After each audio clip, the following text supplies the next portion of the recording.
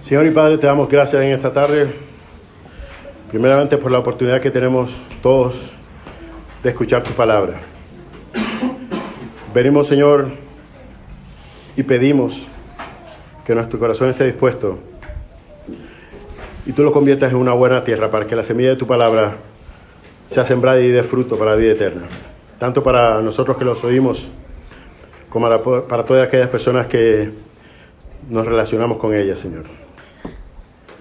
Te pedimos, oh Dios, que tú ilumines nuestra mente para poder entender y aceptar tu mensaje, oh Dios, para ser enseñados, instruidos, redarguidos si así es necesario, y que tu palabra, como tú has prometido, no retorne vacía a ti. Nos confiamos en esta tarde al poder del Espíritu Santo para cambiar corazones de piedra en corazones de carne que te amen, oh Dios. En el nombre de Jesús oramos. Amén.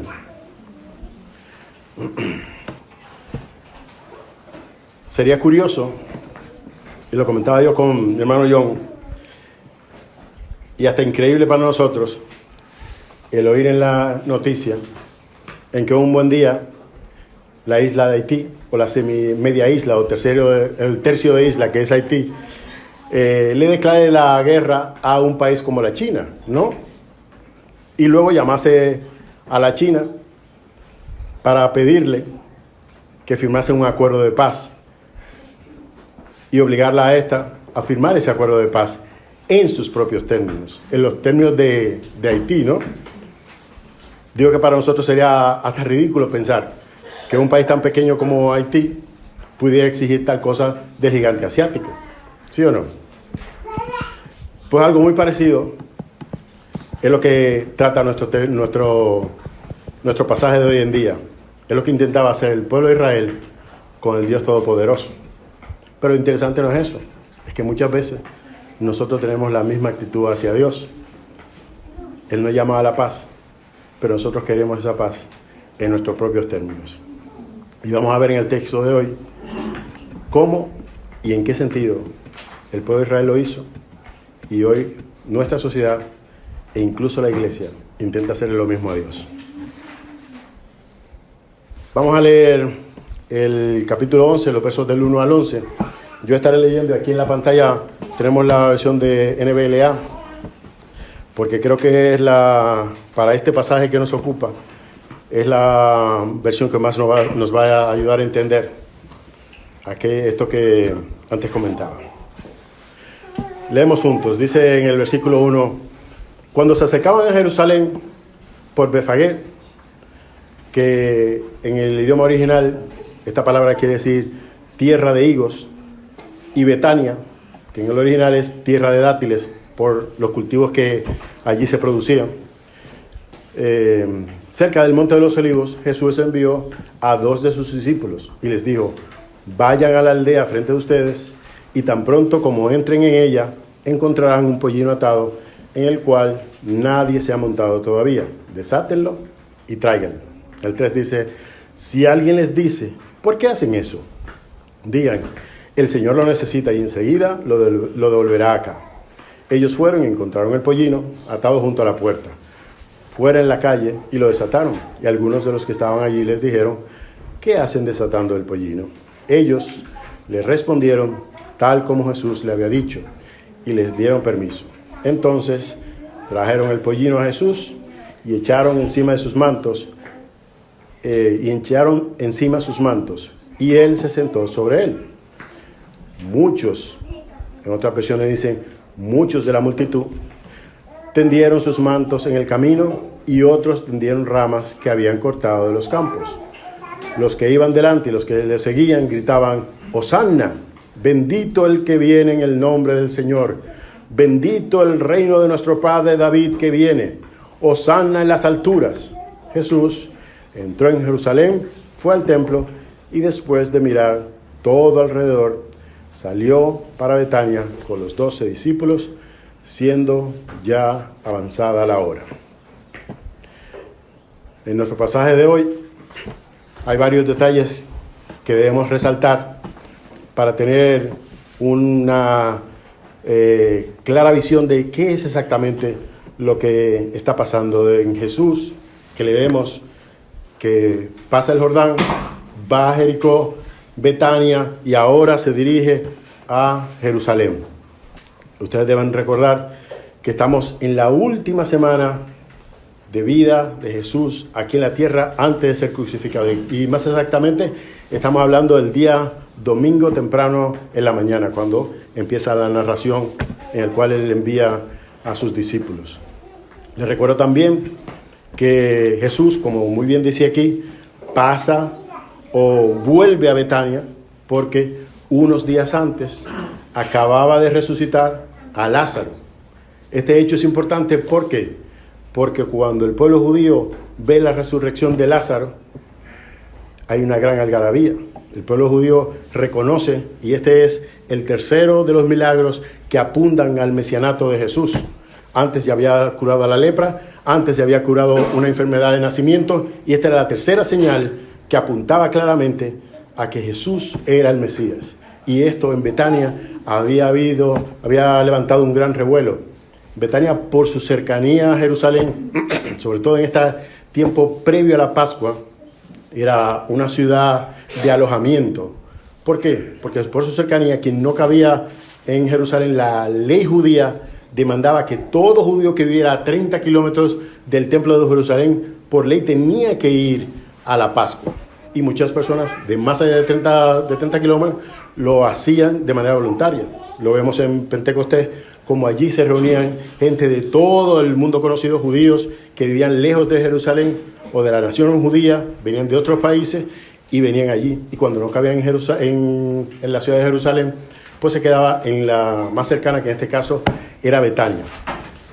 Habiendo Jesús resucitado a Lázaro, todas las personas que se congregaban allí, cuando Jesús vuelve unos días después, se riega la voz de que Jesús está allí y toda esa multitud acompaña a Jesús hacia Jerusalén. Por eso, en esta versión, en este relato de Marcos, solamente menciona a los discípulos, pero tanto Mateo como Lucas hablan de que la multitud que estaba allí en el pueblo acompañaba a Jesús, ¿no? Y vemos como el relato del capítulo que nos aborda dice que Jesús manda a buscar un pollino o un burrito, como dicen algunas de las versiones, y como diría el mismo Mateo, en palabras del mismo Mateo, para que se cumpliera lo que estaba escrito, haciendo referencia a Zacarías capítulo 9 y verso 9. Allí decía Zacarías de manera profética, en ese verso dice: alégrate, oh pueblo de Sión, grita de triunfo, oh pueblo de Jerusalén. Mira, tu rey viene hacia ti. Él es justo y victorioso, pero es humilde, montado en un burro, montado en la cría de una burra. En la época que nos aborda en Palestina, el burro o el asno era un animal considerado como noble, porque era una montadura de un rey. En aquellos tiempos, el rey tenía dos tipos de montadura. Cuando iba a la guerra, iba montado en un caballo, pero cuando venía en son de paz, se montaba en este tipo de animal. Jesús, al elegir este tipo de animal, mandaba un claro mensaje que ellos debían entender claramente, y es que Él venía como rey en son de paz. Pero llama la atención que este mensaje inscrito en el burro y la profecía de Zacarías contrastan con el grito de la multitud que vemos en los versículos 9 y 10. Estos versículos evocan al Salmo, creo que Eric leía parte de ese Salmo, el Salmo 118, leías al principio, ¿no? ¿Ves cómo estamos conectados sin hablarlo? Pero sí, este Salmo, el Salmo 118 y sus versículos 25 y 26, es lo que grita la multitud cuando Jesús va de camino hacia Jerusalén. Y se cree que este salmo fue compuesto en ese periodo entre Malaquías, Zacarías, que fueron los últimos profetas, y la venida de Jesús. En esos 400 años, en la historia de Jerusalén, se cree que se hace alusión al momento en que Judas Macabeo echa a Antíoco III, un gobernador o un rey sirio que conquistó a Jerusalén y quiso helenizar Jerusalén. ¿Qué quiere decir con helenizar? Viene del término hacerlo, convertirlo en un griego, de mentalidad griega, de culto a los dioses griegos. ¿Y qué hizo Antíoco? Lo primero fue que prohibió el culto al dios que ellos alababan y prohibía toda manifestación de culto de manera visible. Y no solamente eso, que corrompió el templo de Jerusalén y allí se sacrificaban animales como el cerdo, que eran inmundos para los judíos. Y además se dice que incluso se practicaba la prostitución en el templo de Jerusalén. Se levantó, claro, eso al judío era impensable, y se levanta Judas el Macabeo, le hace la guerra y expulsa a Antíoco, y además se purifica el templo. Ese se llama el Día de la Purificación, que al día de hoy se sigue celebrando, es lo que los judíos llaman Hanukkah, que hace referencia a ese evento. Pues este Salmo 118, específicamente los versos 25 y 26, era lo que se cantaba en ese tiempo, como en conmemoración de esa festividad, ¿no? Era lo que se conoce como un salmo de conquistador. Por eso digo que llama la atención que las personas estaban evocando este salmo de conquista, de guerra, pero Jesús, sin embargo, está diciendo: yo vengo en son de paz, ¿no? Entonces, si ustedes se fijan en el salmo, cuando a través de la historia, yo de pequeño, siempre nos han dicho que el Hosanna es una alabanza que ellos estaban diciendo, ¿no? Pero sin embargo, si vemos la palabra que ellos utilizan aquí, Hosanna, la traducción sencilla del griego, lo que quiere decir es salva ahora. Eso es lo que gritaban. No era una alabanza, sino una petición. Entonces, ellos ya reconocían que Jesús era el Mesías. Pero ¿qué Mesías era el que ellos esperaban? ¿Y qué Mesías estaban invocando con el Hosanna o salva ahora? Eso es lo que tenemos que preguntarnos para entender qué está pasando aquí. Este grito de la multitud se dirigía a Dios para que irrumpiera con su Mesías, con su Salvador, porque a este punto de la historia, después de 400 años de silencio, ya ellos tenían claro que por la fuerza, en sus fuerzas, ellos no se iban a quitar el yugo romano y necesitaban una intervención divina para que volvieran a tener esa vocación de esos tiempos del rey David, cuando Israel era reconocido entre los pueblos de la tierra. Y esa es su petición. No es una petición, no es un grito de adoración y alabanza.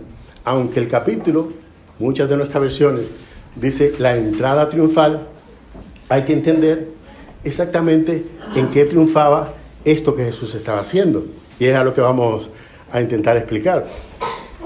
Entonces, vemos al pueblo de Israel diciendo: ven ahora, Hosanna, pero ven el conquistador, no al rey de paz que Jesús estaba ofreciendo, ¿no? ¿Y por qué yo digo eso? Lo veo más claramente en el hecho de que tan solo una semana después, ¿cuál era el grito de la multitud? No era Hosanna, era crucifíquenle. ¿Ven ustedes la diferencia entre una semana de diferencia? Entonces, en esta semana en la que estamos, no están alabando a Dios, están pidiendo que nos libere del yugo romano. Cuando se enteraron y se dieron cuenta que eso no era lo que Jesús venía, entonces, ¿cuál es el grito de la multitud? Crucifíquenle. Punto número 2. ¿Qué pasa cuando Jesús se acerca a la ciudad? Para que nosotros tengamos un entendimiento más claro de esto que estamos viendo. Nos lo cuenta Lucas capítulo 19 y 41. Dice: al acercarse a Jerusalén, Jesús vio la ciudad delante de él y comenzó a llorar, diciendo en el 42, ¿cómo quisiera que hoy tú, entre todos los pueblos, entendieras el camino de la paz? Pero ahora es demasiado tarde y la paz está oculta a tus ojos. Me gusta otra versión que dice, cuando Jesús habla, dice: si tú también hubieras sabido en este día lo que conduce a la paz. ¿En qué sentido entonces esta fue la entrada triunfal de Jesús? Porque su propósito, dentro de la multitud que antes mencionaba, estaban sus discípulos.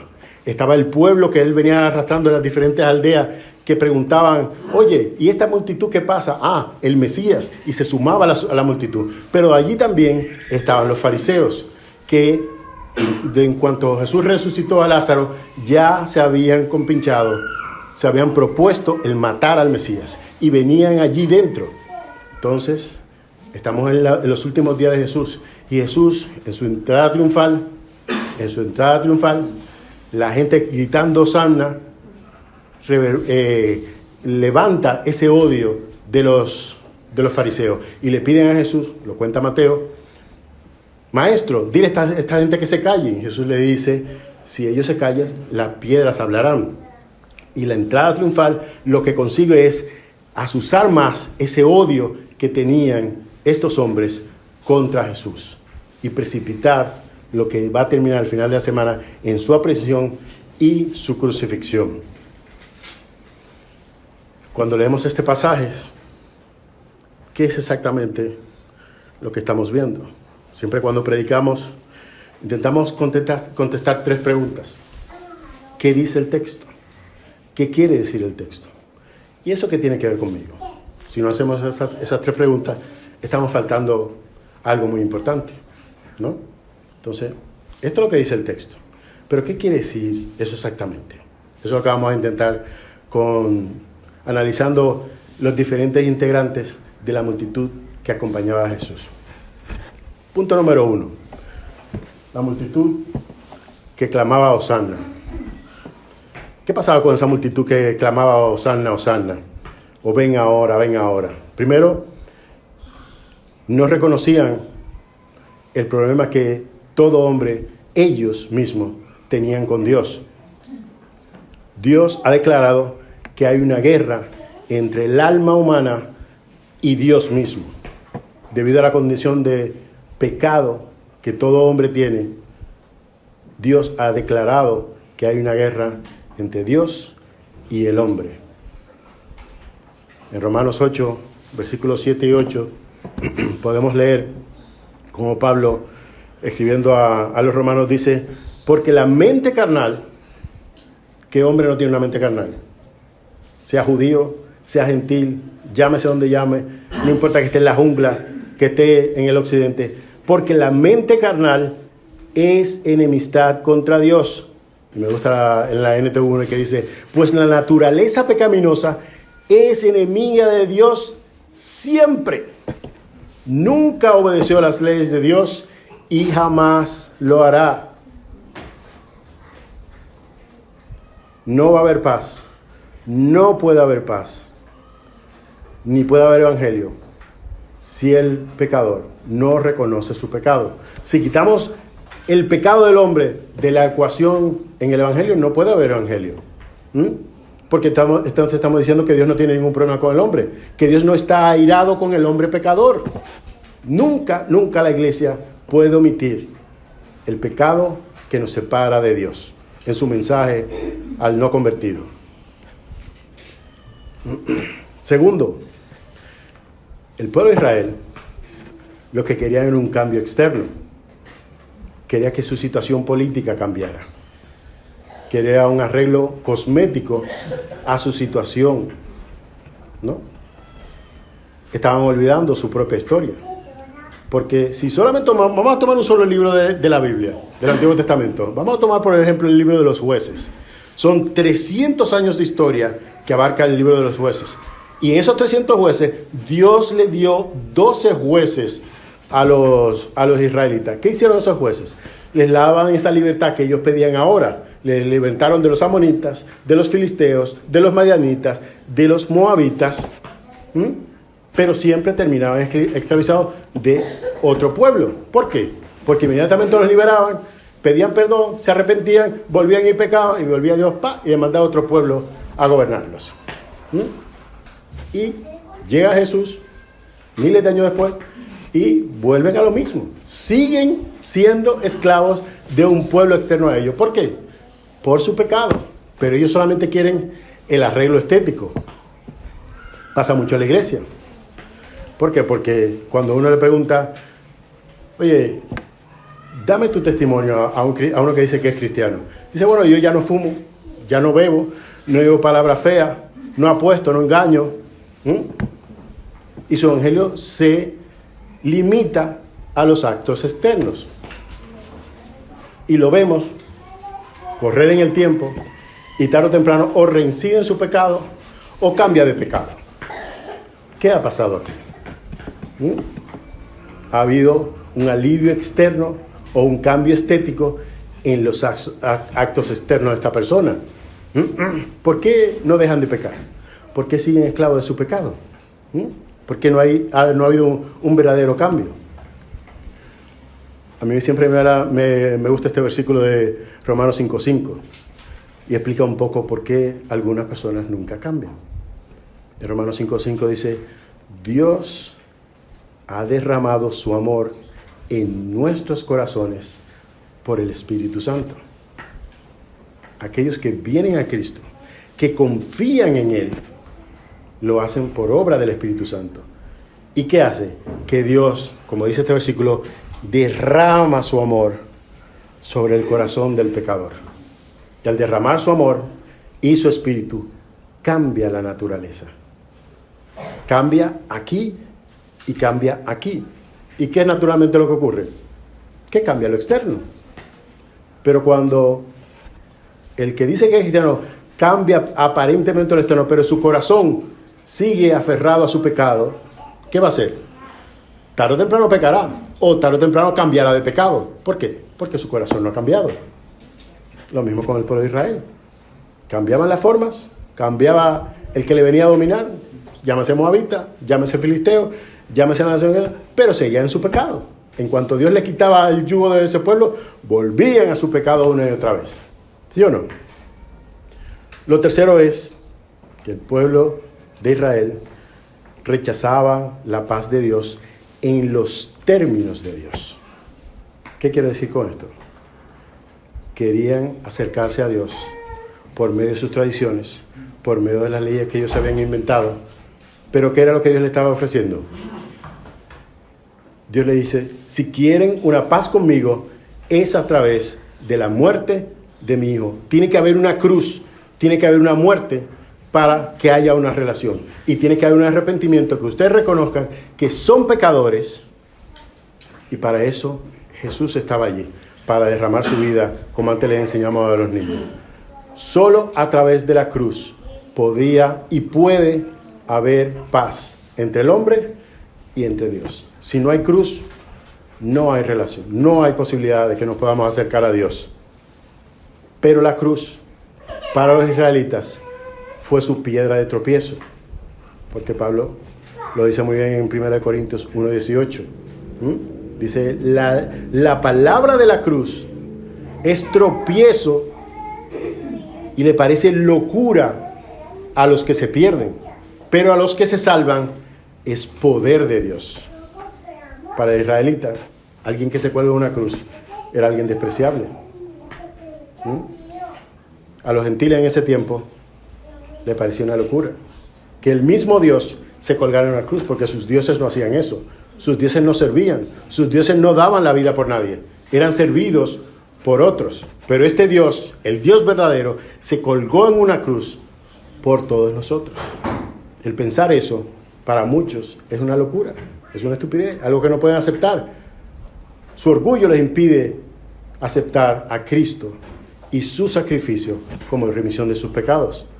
Por eso, a Dios solamente uno se acerca en sus términos, no en los nuestros. Nosotros, como decía al principio, Haití contra China, nosotros contra Dios, no tenemos ninguna oportunidad. Es en sus términos que nos vamos a acercar a Dios. Y ese término es Jesús y su cruz. Pero ¿qué pasa con los discípulos? Los segundos integrantes de la muchedumbre. Como Eric nos encaminaba el otro día, ellos tenían sus propias metas y sus propios planes. Tenían sus propios intereses. Por eso le vemos un poco más adelante en la historia, haciendo fast forward, que en cuanto llega la guardia, apresan a Jesús. ¿Cuántos quedan al lado de Jesús? Todos desaparecen, todos salen huyendo.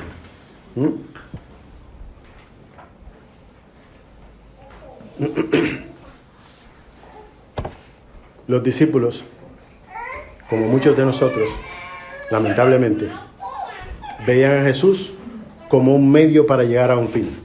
Ellos querían algo, deseaban algo, y Jesús era el instrumento para conseguir ese algo.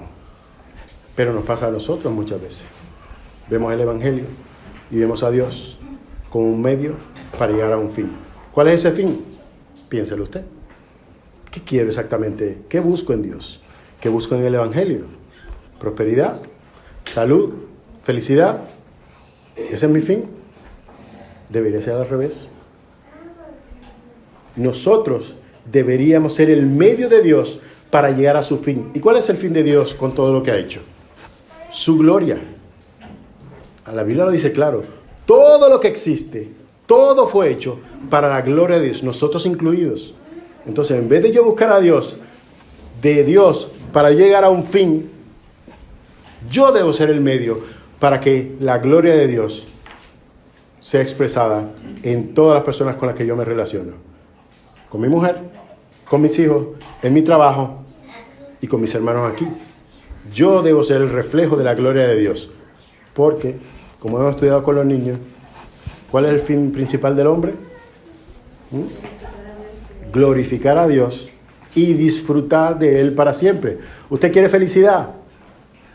Empiece a reflejar la gloria de Dios.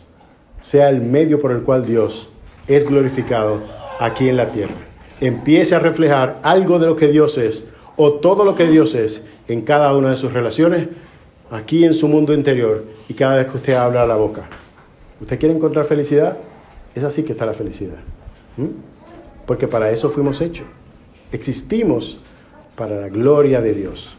Y cuando usted empieza a vivir su vida, trayendo a Dios, trayendo su vida a cada área de su mente, de su hablar, de su actuar, encuentra propósito y sentido de lo que hace. Como usted agarra un pez, ¿no? O el pez, yo ya no quiero vivir en el agua, voy a vivir fuera del agua. ¿Cuánto puede aguantar? Hace lo que quiere, pero ¿cuánto puede vivir fuera del agua? Así somos nosotros, como peces fuera del agua cuando intentemos vivir para nuestros propios propósitos. Solamente podemos vivir en los propósitos de Dios. Nosotros ser el instrumento para que Dios refleje su gloria, ¿no? El tercer grupo, tela marinera, los fariseos. ¿Qué querían los fariseos? Estaba muy claro, ¿no? En el relato. En Juan, capítulo 11, versículo 53, Jesús resucita a Lázaro. Todos aclaman a Jesús como el Mesías. Todos quieren seguir a Jesús. Los celos de los fariseos se ponen porque ven amenazado el poder que tenían, sus posesiones, todo el estatus social que tenían. Y en el 11:53 Juan dice, así que a partir de ese momento, cuando vieron todo lo que estaba ocurriendo, los líderes judíos comenzaron a conspirar para matar a Jesús. Y este es el triste relato de todo aquel que rechaza el Evangelio y rechaza a Jesús cuando no quiere rendir su vida al Rey de Paz. Lo hemos visto entre nosotros. Personas que se acercan a nosotros, a nuestra comunidad, oyen el Evangelio y cuando calculan lo que implica creer en Cristo, cuando entienden que creer en Cristo quiere decir yo voy a rendir mi vida al señorío de Cristo y ahora yo no voy a vivir para mí, sino que voy a vivir para Él y todas mis decisiones, todos los ámbitos de mi vida van a estar rendidos a la voluntad y al carácter de Cristo. Cuando calculan qué significa eso, no le volvemos a ver más. ¿Sí o no? Lo hemos visto con algunas personas. Le hemos predicado, le hemos explicado el Evangelio, han entendido intelectualmente el Evangelio, pero cuando sopesan entre el señorío de Cristo o yo ser el rey de mi reino, ¿qué era lo que le pasaba a estos señores? Ellos entendían que Jesucristo era el rey de los judíos. Y no querían sumisión al rey de los judíos. No querían sumisión al Mesías.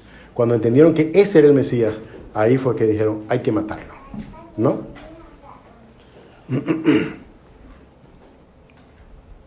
En ellos, como en el día de hoy, las personas que rechazan a Jesús, rechazan su reinado, viven engañados.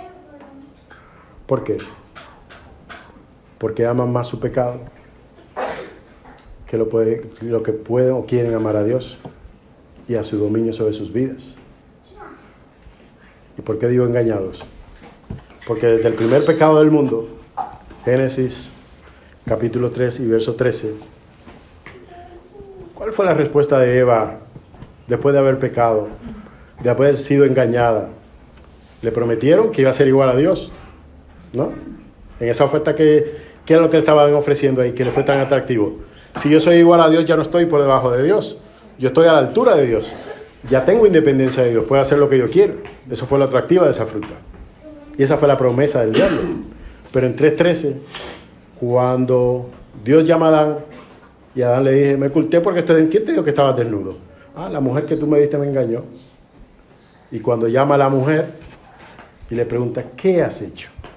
¿Cuál fue su respuesta? ¿Algunos se acuerdan? ¿Qué fue lo primero que salió de su boca? La serpiente me engañó. El pecado siempre nos cuenta la misma mentira. Siempre promete aquello que no puede cumplir. Siempre es atractivo, pero siempre engaña, siempre miente y siempre lleva a la muerte. Estos hombres también estaban engañados, cegados.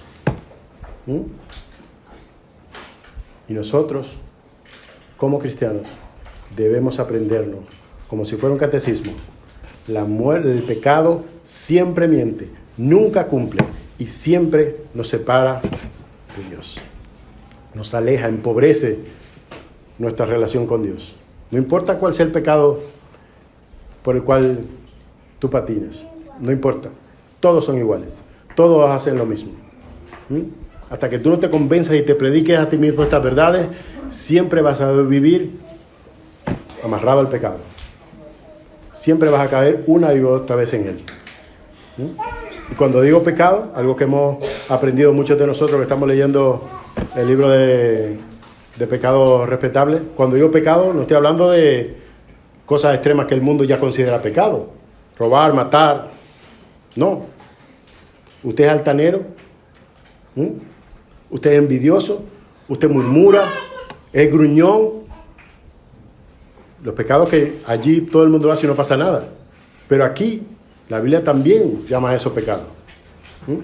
¿Estás airado todo el tiempo? ¿Es una persona desagradable con los otros?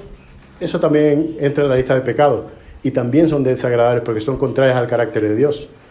Todo lo que sea contrario al carácter de Dios, moral, inmoral, lo que sea, nos aleja, empobrece nuestra relación con Dios.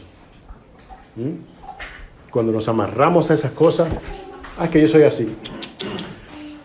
Con Cristo estoy juntamente crucificado y ya no vivo yo, más vive Cristo en mí. Eso de que, yo me bajo de la cruz, eso no existe en la Biblia. El que se baja de la cruz y se sube a la cruz, un día no puede volverse a subir. Tiene que tener cuidado con eso. Hay que cuidarse con esas expresiones, porque condiciona nuestra manera de pensar, y si condiciona nuestra manera de pensar, condiciona nuestra manera de actuar. Vivimos como pensamos. Por eso el cristiano tiene que tener una mente bíblica acerca de cómo vive y cómo habla y cómo actúa. No puede haber un área de mi vida en la que Dios no esté presente, en la que Cristo no sea mi Rey y mi Señor. No puede existir, ni en la intimidad, ni con otros. En mi mundo interior, Cristo tiene que ser el Rey. Todo pensamiento que pasa por aquí, Cristo es el Rey.